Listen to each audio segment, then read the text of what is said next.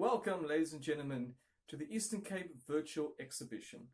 My name is Lau, aka One Crazy China. Now, what I do isn't strictly magic, but something I like to call bizarre entertainment that features a uniquely daring blend of escapology, or the art of escape, sideshow, mentalism, and magic. To begin, I would like to share with you my favorite sideshow stunt. In fact, this was the first sideshow stunt I ever learned to perform, for which I'm going to be needing this. A nice solid nail, and since I'm also a magician, I need my magic wand, and my magic wand is going to be this hammer. Now, before we go any further, just a word of caution and warning. Please do not attempt anything you see here before you. I am a trained professional, or at the very least a crazy one. Now, this particular sideshow stunt actually dates back almost 100 years and was first performed by a circus and sideshow performer by the name of Melvin Burkhart. So, ladies and gentlemen, I give you the human blockhead.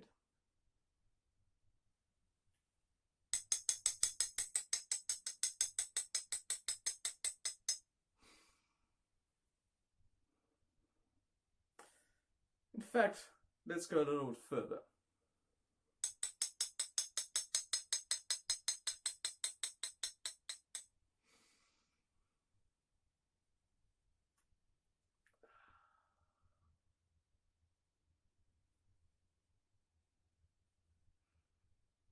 Now, not only is this great for allergy season, but you do this on a bus and you guarantee a seat every single time. However, now comes the hard part, removing the nail.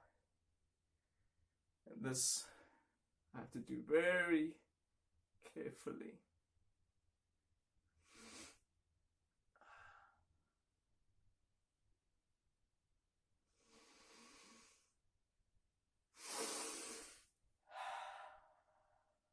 And there we go, ladies and gentlemen, the human blockhead. Now, for my next trick, I would actually like to share with you a unique mystery. The mystery, in fact, is the mystery of the Chinese laundryman, for which I'm going to be using the following items. And something from you. I need you to use your imagination, because I want you to imagine that this length of rope is going to be our clothesline, or our washing line. And I want you to imagine that this piece of cloth is going to be our piece of laundry. Now, way back in the old days, before the invention of the clothes peg, this is how the Chinese laundryman used to hang up his washing. First, he would take his washing line and tie it onto his washing, like so. A little bit unusual, I know. But to make it even more secure, he would even go ahead and put a double knot into his washing. So if you think about it, our washing is tied to our line, and our line is tied to our washing. He would then go ahead and take the ends of the washing lines and hang it up between two trees to let it dry. I know what you're thinking, because in fact I'm thinking the same thing. What happens if it starts to rain? How are you going to get your washing off in a hurry? Well, that's where the laundryman had a secret. He would always carry with him a hole in his pocket. I just so happen to have a hole in my pocket, which is probably why I keep losing my change. He would take that hole, like so. He would pop it onto his washing line. And when it does start to rain, he simply rushes outside, takes his washing, pulls it up to that special hole and straight off of the washing line. And that, ladies and gentlemen, is the mystery of the Chinese laundryman.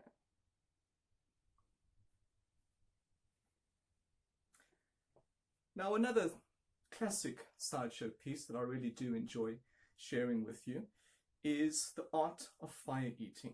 Now, fire eating dates back many hundreds of years. In fact, our fascination with fire probably dates back to early days of man. So I would like to share with you the art of putting a flame out with one's mouth. Now, before you actually get on to actually eating fire, one of the first things that you have to learn is being able to withstand pain.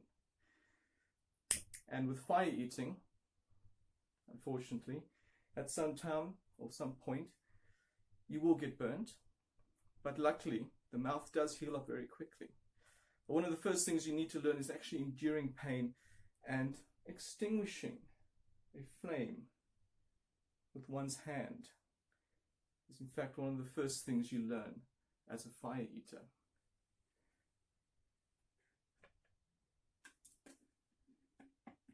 And then once you progress with that and you learn how to take the pain, as it were, you could even learn to pinch a bit of flame in one's fingers to transfer it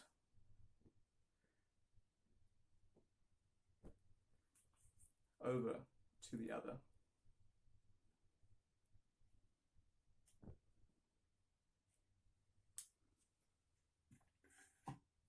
Now, ladies and gentlemen, I would like to share with you the easiest way to extinguish a flame using one's mouth.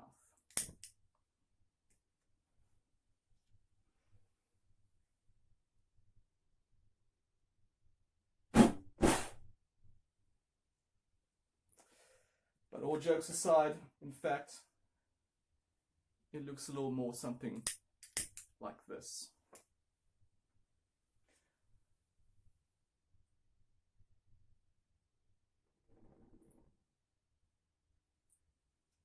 And there we have it, extinguishing a flame with one's mouth. Now, since fire eating has been around for so long, fire eaters have learned many different tricks and techniques with eating fire, one of which is called the tongue transfer.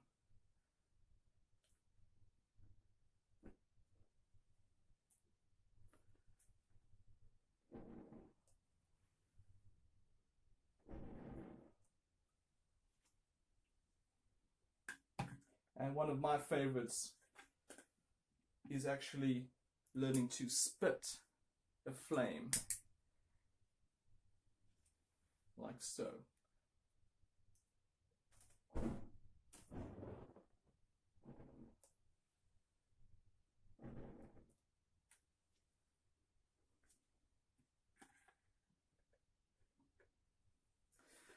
So thank you very much, ladies and gentlemen, for watching a little bit of what I do, some sideshow, some magic.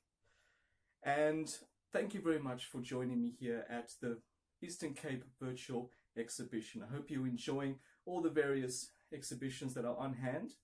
And if you would like to get in contact with me, you are more than welcome to find me either on Facebook or Instagram under One Crazy China, or you can even find me on my website, which is www.onecrazychina.co.za. So this is Lau thanking you, and I hope you enjoy the rest of the exhibition.